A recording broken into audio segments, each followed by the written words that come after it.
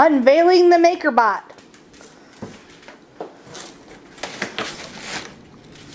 Platform.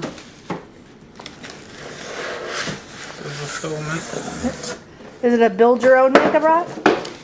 I mean, you have to pull out. Oh, it's clear.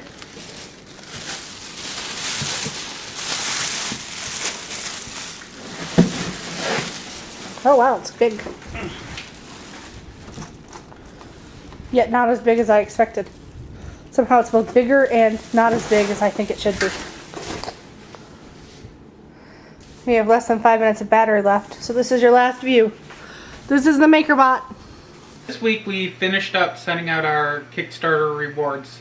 And a lot of people, now that the Braille dice are in people's hands, were asking, how did we do it? Once we had a dice designed, we used our 3D printer in order to come up with, to see if it was viable.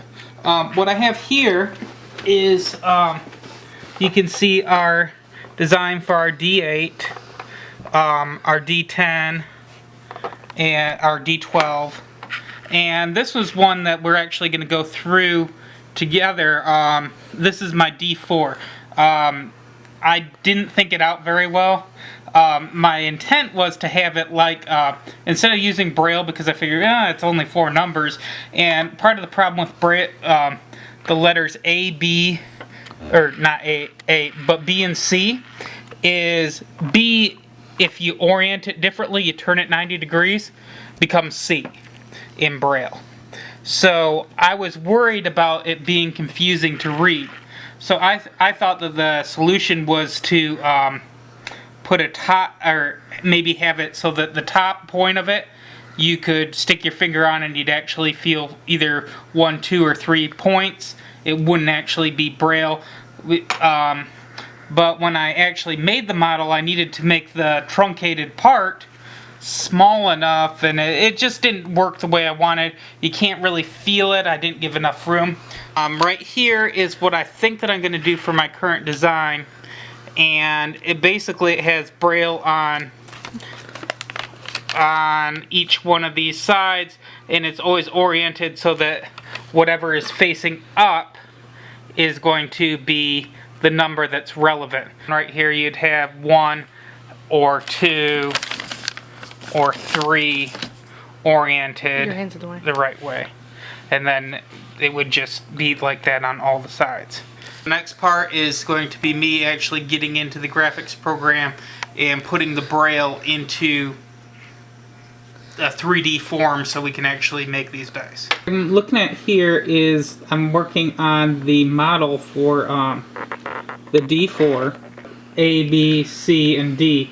They're backwards right now, but that's okay. They'll be the right way when I mess with it. The model of the side right here. So I'm just going to copy this 4 times, and I'm going to get these lined up. Let me make sure that I didn't screw up the plane. Alright, they're all on the same plane. Sometimes I screw that up and then it is really annoying for me. So let's say that, okay, I'm going to start with the D, and all I'm doing is I'm going to move. D is also 4. D is also 4. I'm going to move, okay, it's trying to snap. Let me turn off snap, which is useful sometimes, not so much right now when I'm trying to get it centered. Alright, so I got that there, and then I'm going to put it on another one, so it's going to have to be on the top of 3 of the models. Just D real quick to give you an example of what I'm going to do. So this right here, I'm going to take this mesh and I'm going to convert it to a surface. I'm going to do this same thing with this, and I didn't want to do that. Oops.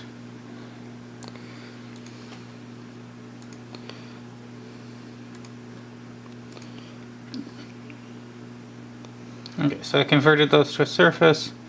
Now I'm going to go to subtract, I'm going to take this, minus this, minus this, minus this. And I've created a negative of what I want the Braille to be. Extrude it. So I take this surface and I can set how deep I want it. And Close. so I'm taking these 3 points, and then that lets me do Can you this show right that here. side now? So I aligned it on here. So this block that I made is now part of the die. But now I want to have it cut out. So I'm going to do solid subtract. So I'm going to take this, minus this. There we go. And that's how I make a side of the Braille. Gotten the model for the die. Looks like finished. I just exported the file out. So once I have the die created, so you can, we go to a different software. And this is the wrong file. Alright, so I'm going to, this is the MakerBot software. This is our 3D printer. Let me see if I can get the view. Alright, so it's pretty simple software, and now you want to add the die. And it added the die. Looks like it did it upside down, so I need to adjust that. So now it's flat. And now I just go to export to print file. So it's going to make a file. Alright, and then I hit export now, and I save it on my flash drive. And I'm going to carry it over to our 3D printer. Pop in the USB drive. I select the file that I want to print. Select the D4. And I hit print. And what's going to happen is it's going to heat up the extruder and start printing it. It's probably going to take a couple minutes in order to get heated up. I'll get some footage of it actually going in a second here. You can see right here it's starting to make the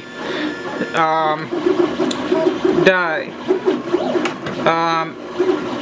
A 3D printer, at least this kind of 3D printer, is basically a glorified glue gun. It has a, right here you can see the filament is coming out, comes through, goes through that little tube, and comes out here, and the computer tells it, hey, this is where to build. So it's kind of slow. Print is done. When you print with this, you can have this stuff called rafting. And that's what we see on the bottom of it, and you can just break that off.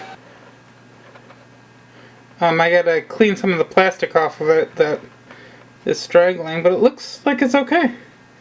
I'll have to feel it to really decide, but looks pretty good. Nice and sharp. Good caltrop. You can hear the 3D printer going in the background. So this is the one that you guys saw me design the other day, the D4. Turns out there's a slight problem with it. You see how I cut in here and here? Well, I didn't realize it, but it was too close, and there's slight, I don't know if you can see it, but there's a little hole in every one of these sides. That's going to be a problem with our molding process, because what would happen is the mold wrapped around it, it would be impossible to remove. Redesigned it. And this is the new one right here. This time I decided to add the numbers on the faces of it. So you can, I think that this is a slightly better model, and it's a little bit bigger, not too much, but I think that this will be the one we use.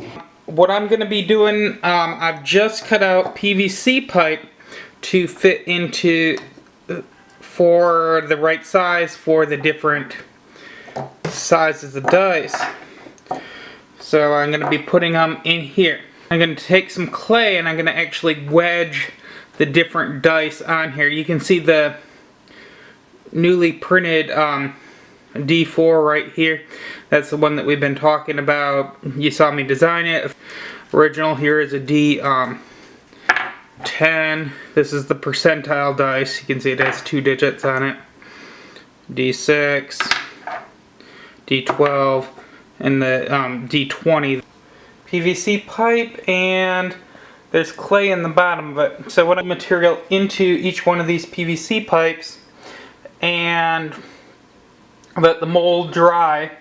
When it's dry, I'll flip it over, take out the clay, and pour it on the other side, and then I'll have embedded dice in the silicone mold. Alright, so, and we're putting in the rest of the 2 parts. We're pouring.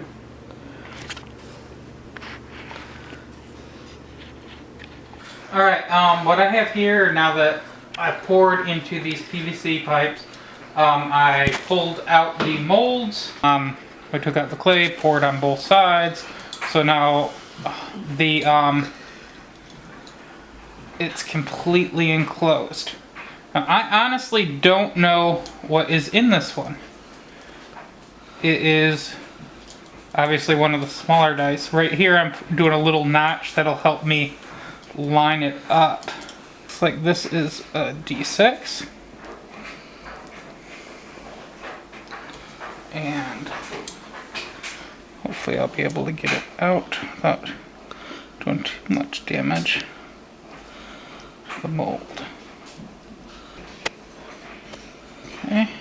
I am mixing the plastic. We have 2 different kinds of plastic that I bought. This right here is the fast plastic. After I bought this, I decided that I was not actually fast enough to do it in the time frame. So all the other plastic I bought is slower than this, but I'm trying to use it up. So that means that it sets in this sets in a half hour. The other one sets in an hour and a half. So the problem is that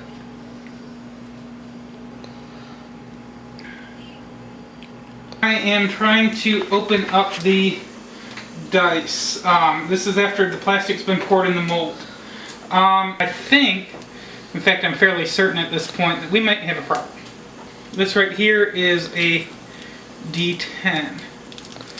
And when I pull it out, you can actually see the Braille. It isn't too bad. But if I feel it, this is quite a bit different than it usually is. If you can see, I can kind of crush it, and this is not the right texture, and I can actually rip it in half. Wow. And I couldn't do that with any of the other ones. What I think has happened, the last time we filmed was probably around December, and I haven't touched this since then. And I think what has happened is our plastic actually has a shelf life, which is bad. So that means that we have quite a bit of the plastic mix, but it looks like it's no good anymore, which means that we are kind of in a rough spot. Yeah, it just rips right apart. Which is not the case of the older ones that we made. This is one of the older ones that we sent out to backers. Try to rip it apart. Well, I am trying to rip it apart. You can see there's just no way. It's just a lot stronger because it cured correctly. The ones that we just made here, they're crap. So I don't know what we're going to do. We're going to talk to the plastics company, see if we did something wrong. But at this point, I'm not sure how long it's going to be before we'll be able to offer dice again in the 64-ounce game store. So that sucks. In December when we did this, I made the molds of the different polyhedral dice. And when I made them, I didn't make the Braille size. When I did this one, the D20, I actually made it exaggerated Braille, so it's a little bit bigger than the regular Braille. But when I did the rest of the polyhedral set, I didn't do it bigger.